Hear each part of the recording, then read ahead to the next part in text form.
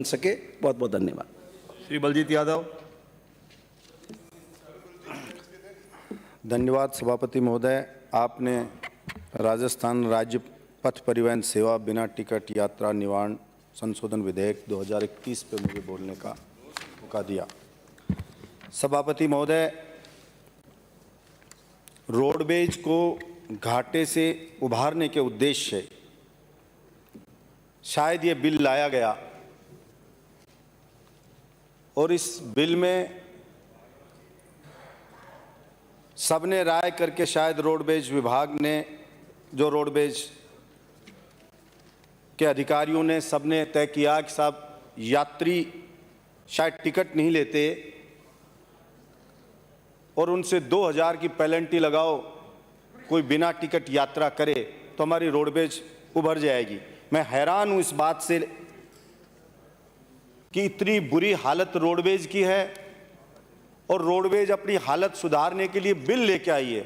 और बिल में क्या लेकर आई है कि बिना टिकट यात्रा कर रहे हैं उन पे हम 2000 जुर्माना लगा देंगे तो शायद हमारी उभर जाएगी। ये चीज़ दर्शाती है इस बात को कि रोडवेज को ये लोग बंद करना चाहते हैं, ये चलाना नहीं चाहते हैं।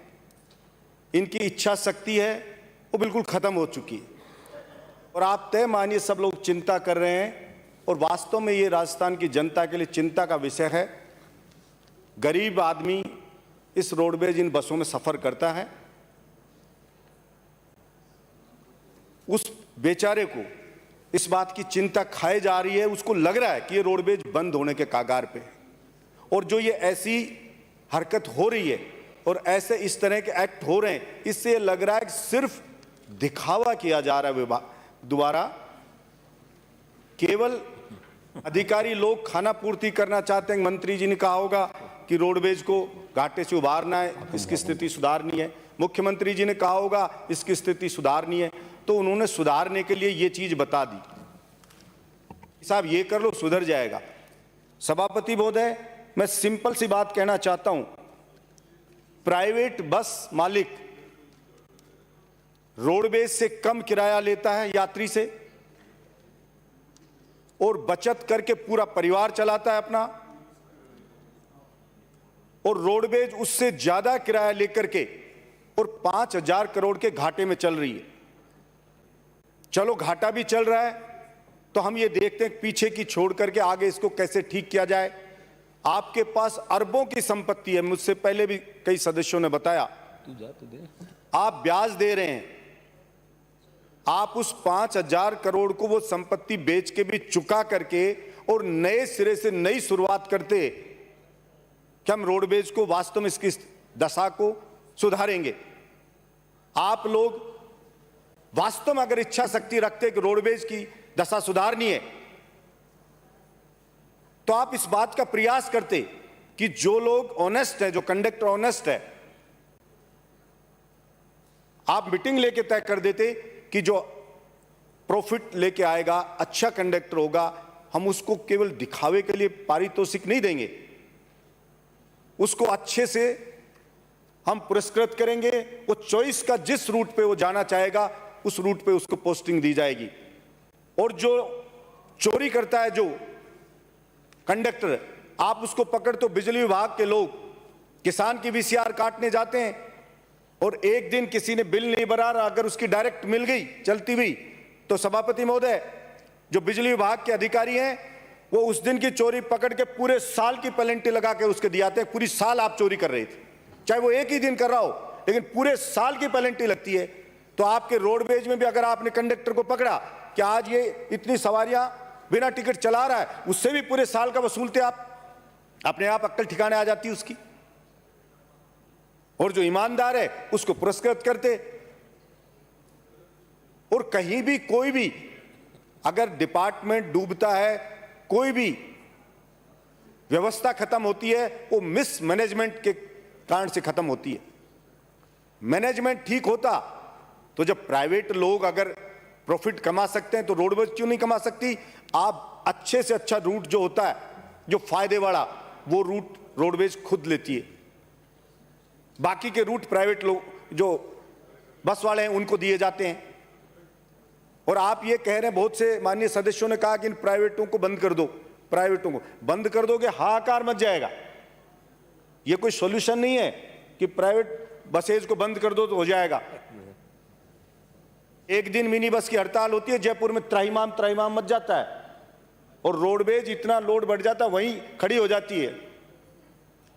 इसलिए बंद करने की कोई नेगेटिव सोचने की बात नहीं है, पॉजिटिव सोच रखने की बात है। अगर इच्छा शक्ति होगी तो रोडवेज उभर जाएगी और ज्यादा समय नहीं लगेगा। 1 महीने के अंदर रोडवेज की दशा सुधारी जा सकती है अगर सरकार की इच्छा शक्ति हो तो। लेकिन एक ट्रेंड चल गया है, देश में चल गया है, प्रदेश में नहीं, कि सरकारी कोई भी संपत्ति हो, कुछ भी हो, उसको बेचो और पिंड छुड़ाओ। मड़ाई के जो चीज है, डिपार्टमेंट है, वो तो सरकार रखे, और जिसमें कुछ एफर्ट्स करना पड़े, जिसमें कुछ मेहनत करनी पड़े, उसको छोड़ दो, उसको बेच दो। इसलिए अगर राजस्थान में रोडवेज अगर बंद होती है तो मैं ये कहना चाहता हूं, जो भी सरकार, कोई भी सरकार चाहे उसको बंद करे, और अगर इसका बट्टा गोल करेगी उसको बद्दुआ लगेगी राजस्थान की गरीब जनता की। इसलिए रोडवेज जनता की सेवा है, वो प्रॉफिट के लिए नहीं है, वो वेलफेयर के लिए चल रही है। वेलफेयर के लिए चल रही है तो सरकार दूसरी चीजों पे इतना बजट लुटाती है। अगर ये पहली बात तो रोडवेज के पास संपत्तियां वही बेच सकती है, जरूरत नहीं है सरकार की, फिर भी है तो सरकार उसकी मदद कर दे 5,000 करोड़ रुपए, और सरकार कहे कि नई बसें खरीद के लाओ। और जो बेचारों को पेंशन नहीं मिल रही, तनख्वाह नहीं मिल रही, रोडवेज के कर्मचारियों को सरकार चुकाए उनका। सरकार ऐसा तो है नहीं कि कोई प्रॉपर्टी डीलर की तरह से ठग विद्या है कि साहब नहीं देंगे, बिगाड़ ले, हमारा क्या बिगाड़ेगा। कहां जाएगा आदमी? सरकार तो भगवान की तरह होती है कि सरकार अगर उसको नहीं देगी तो वो क्या लड़ सकता है सरकार से? नहीं लड़ सकता। धरना प्रदर्शन कर रहे हैं ना बेचारे किसान, कर रहे हैं, क्या हो गया उनको? कौन सुन रहा है उनको? अहंकार में राजा आ जाता तो चुनाव के बाद ही अहंकार उतरता है। इसलिए सरकार उन बेचारे कर्मचारियों को जो भटक रहे हैं बेचारे, उनकी सैलरी देनी चाहिए सरकार को। किसी के जेब का पैसा नहीं है। हम सब लोग जैसे सरकार वो ट्रस्टी है, कोई ऐसा तो नहीं कि सरकार की जेब का पैसा वो दे रही है, वो उसी जनता का पैसा है और उसको लौटाना है। तो सबसे अच्छा होता कि आज बिल में लेके आते कि ये इतना पैसा हम पे कर्मचारियों का है, ये हम इतने दिन में चुका देंगे, ये हम पे घाटा है, इस घाटे को भर देंगे, ये फला चीज है इससे चुका देंगे, और इतनी हम रोडवेज लाएंगे और हमारी रोडवेज है उसकी दशा को हम सुधारेंगे। जो खटारा अटाड़ा हो रही है पड़ी है। सभापति महोदय, छोटी सी बात कहना चाहता हूं, गांव में भी किसी व्यक्ति को देख लो, अगर किसी व्यक्ति ने कर्जा ज्यादा ले लिया और वो अगर वैसे ही थोड़े दिन चलता रहा, समाप्त करें, उसका कर्जा डबल हो जाता है, 3 गुना हो जाता है। इसलिए ये सरकार अगर उस 5,000 करोड़ के कर्जे को तुरंत नहीं चुकाएगी तो ब्याज लगता रहेगा, रोडवेज धीरे-धीरे डूबती रहेगी। तो मैं आशा रखता हूं कि इसमें सरकार गंभीरता से विचार करेगी और रोडवेज की दशा को सुधारेगी। धन्यवाद सभापति।